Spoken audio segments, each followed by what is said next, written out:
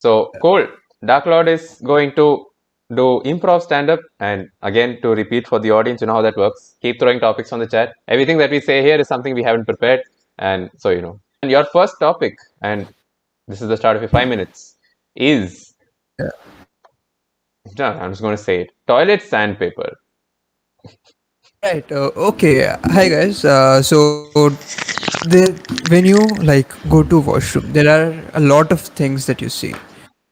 This one time, I was in an airport. This is actually a true story. I was in the Raipur International Airport.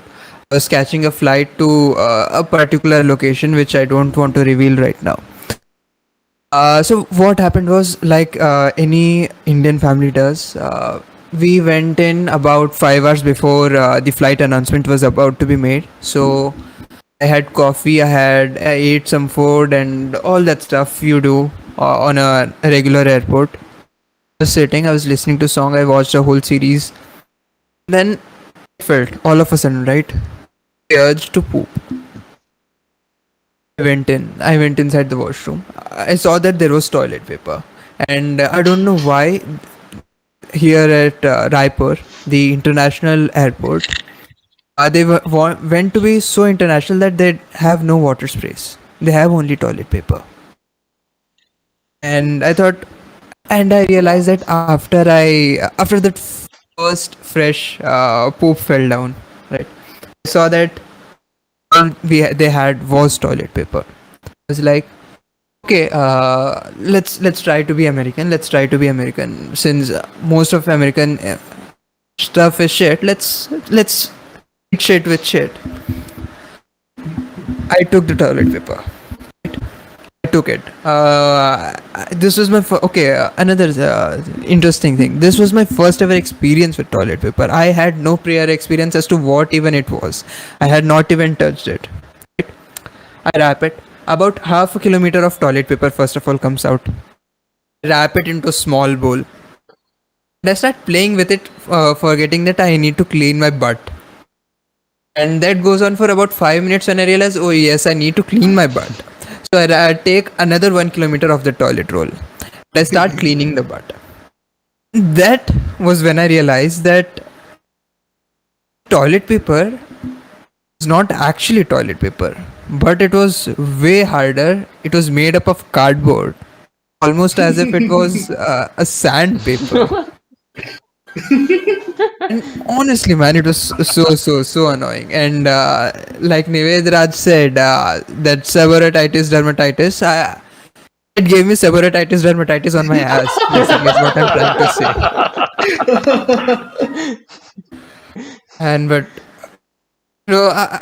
this I should actually talk to my therapist and not on YouTube in front of about 9 million people. But all right, it is what it is.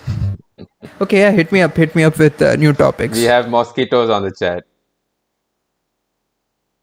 Why is everything today related to pain? Right, cool.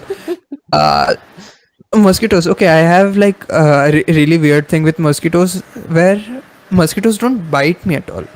I mean, I have like a really valid reason. If I am in a room with even one more person, I can bet that 99% of the times all the mosquitoes will go and bite that person. Because all the mosquitoes that ever try to come and bite me, they get stuck in my arm hair or my leg hair. And I've had I'll go out on walks. So one more thing, I live in a suburban area, so we have got open spaces, open lakes, ponds, and all those stuff. Every time when I go out in the evening, everyone, they are rendered with mosquito bites, while I am rendered with live mosquitoes stuck in my hair. That is something really weird, but yeah, they say, right, nature saves you. Yeah, that's evolution for you guys, to those who don't understand it. Okay, yeah, let's just move on, because there is not lot to talk about mosquitoes except that they suck blood and they don't suck my blood. So maybe I am also a mosquito, because mosquitoes don't suck other mosquitoes' blood. Have you ever seen a mosquito sucking another mosquito's blood, guys? Have you ever?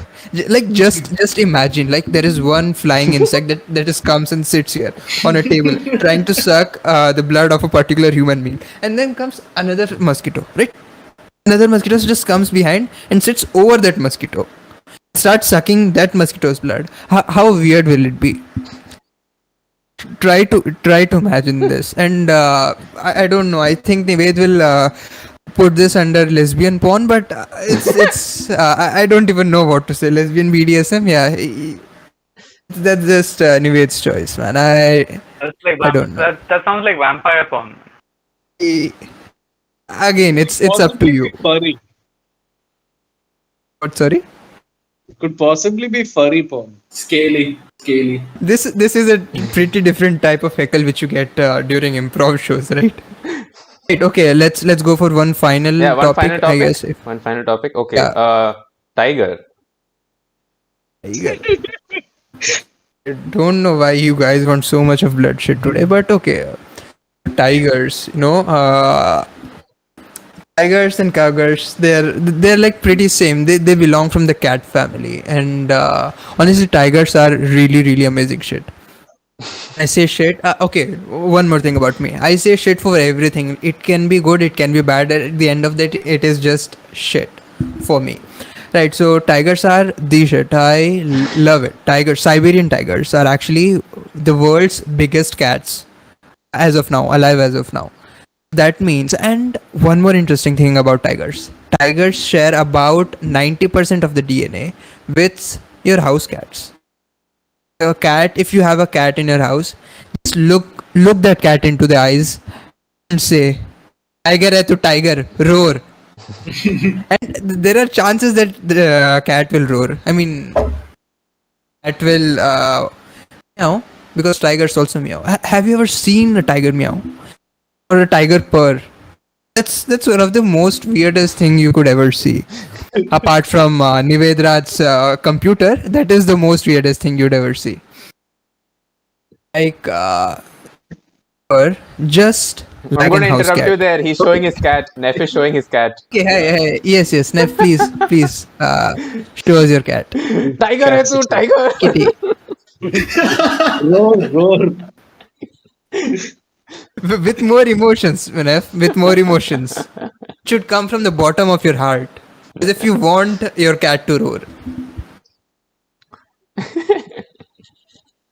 Tiger.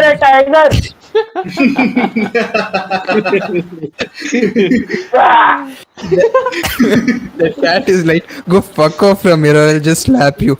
There is one more thing that these cats do. They have their paw, right? They'll just go and just slap you like this. Nothing else. That is one of the weirdest thing. And the same thing tigers also do. I'm saying this because I have experience. I've observed tigers a lot. I have been to places. I've observed tigers in their natural habitat. I've observed tigers roaming around in cities and stuff. I've just been lucky with it. And there was this one time, right? So this is actually a real story. Again, another real story. There was this tiger that came to one place. It was a suburban area, and the walls were built. Boundary walls were there. There is one, what do you say? What do you call gamla in English? There was a pot. Gamla ko kya bolta hai English mein? I have a really bad memory. Sorry. I'm asking from you guys. You're right. Pot. Yeah, pot. Right. Okay, pot. So there was this one pot, which was not the smoking wala pot. This is a different pot where you have flowers and stuff. Right. So the tiger, it was just walking over the boundary wall. Out of the blue, tiger just pushed the flower pot and just went ahead on the boundary wall. Now this is a typical cat behavior, I'll say. Typical. If you see any cat, cats don't like things to be in one place. If they see one particular thing in one place, they'll push it down and they'll sit instead of that particular thing. And then after a while, it'll go and scratch some other place. Just like I think. On that note, there was this one time when the cat went and scratched the place where I had seborrheitis, dermatitis, and it was one of the worst ever things I had. It was worse than mosquitoes biting me, man, honestly. And that has been my time, guys. Thank you. That's Dark Lord for you guys. I hope you guys liked it.